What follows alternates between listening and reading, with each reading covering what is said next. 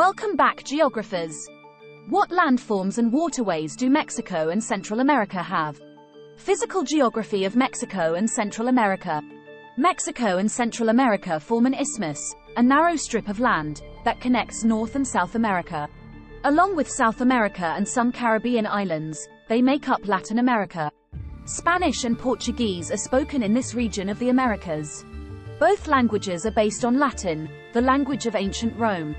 Mexico is the largest nation of the region, with about 2/3 of the land. On the north, it has a long border with the United States. Two coastal mountain ranges form a backwards Y. The Sierra Madre Occidental is on the west, and the Sierra Madre Oriental is in the east. There are coastal plains alongside both ranges. Between the mountain ranges is a high central plateau.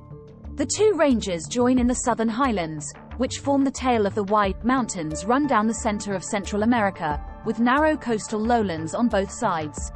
Mexico and Central America lie along the Ring of Fire that rims the Pacific Ocean. Volcanoes are common here. The mountains of the Sierra Madre Occidental are made up of volcanic rock, but there are no active volcanoes. There are active volcanoes in the southern part of the Central Plateau and in Central America. The volcanic rock breaks down to create fertile, productive soil. Earthquakes are also common along the Ring of Fire. The Pacific Ocean is on the west side of Mexico and Central America. The Gulf of California is an inlet of the Pacific Ocean that separates Baja California from the rest of Mexico. On the east are two arms of the Atlantic Ocean. They are the Gulf of Mexico and the Caribbean Sea. There are few rivers in the region. Northern Mexico has a dry climate. The Rio Bravo del Norte is an important river. It is known as the Rio Grande in the United States. Southern Mexico and Central America get more rain. The largest lake is Lake Nicaragua in Nicaragua. The Panama Canal is an important waterway. It was built in the early 1900s to allow ships to travel between the Atlantic and Pacific Oceans without going around South America. Most of Mexico and Central America lie in the tropics. Because they are near the equator, you might expect that the climate would be hot. The coastal lowlands are hot, but areas that are higher up are not. The highlands are much cooler. Geographers divide nearly all the region into 3 climate zones based on their elevation, or how high they are. Soil, crops, animals, and climate change from zone to zone.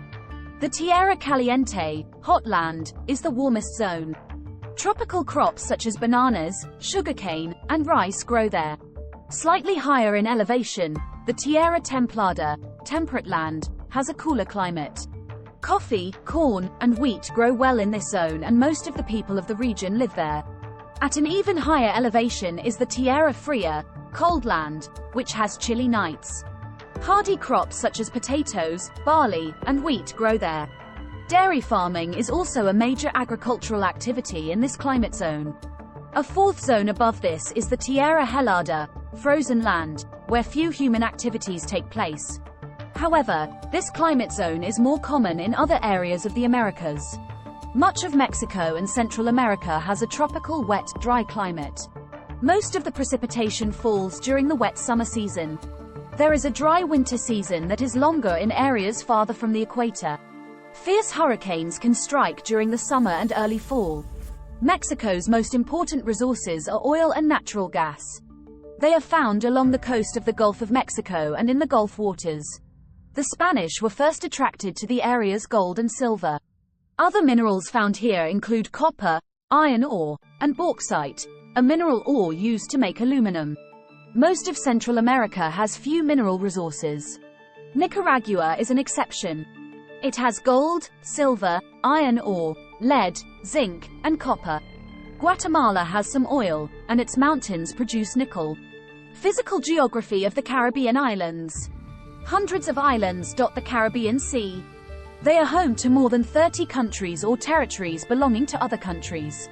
Some are large, with millions of people. Others are tiny, and home to only thousands. The Caribbean islands can be split into 3 groups: the Greater Antilles, the Lesser Antilles, and the Bahamas. Each group contains many islands. Cuba and Jamaica are independent countries. Hispaniola is home to 2 countries. Haiti is located on the west side of the island, and the Dominican Republic is on the east side. Puerto Rico is a U.S. Commonwealth. It has its own government, but the people are American citizens. The Lesser Antilles were once colonies of France, Britain, Spain, or the Netherlands.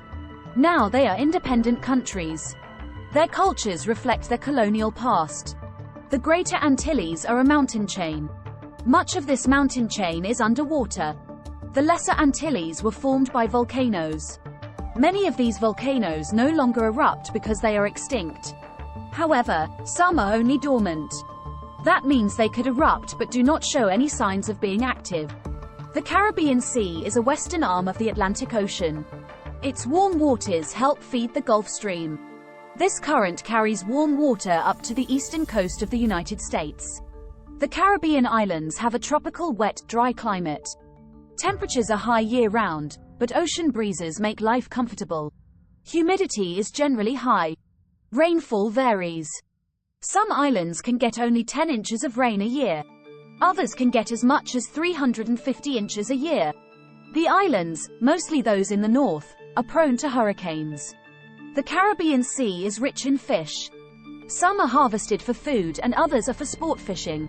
The islands have little timber today, and there are few mineral resources. Some Caribbean islands have important resources, though. Trinidad and Tobago have oil and natural gas.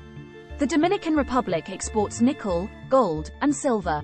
Cuba is a major nickel producer. Jamaica has large amounts of bauxite. However, the island's most important resources are their climate and people. Millions of tourists come each year to enjoy the sandy beaches and warm hospitality.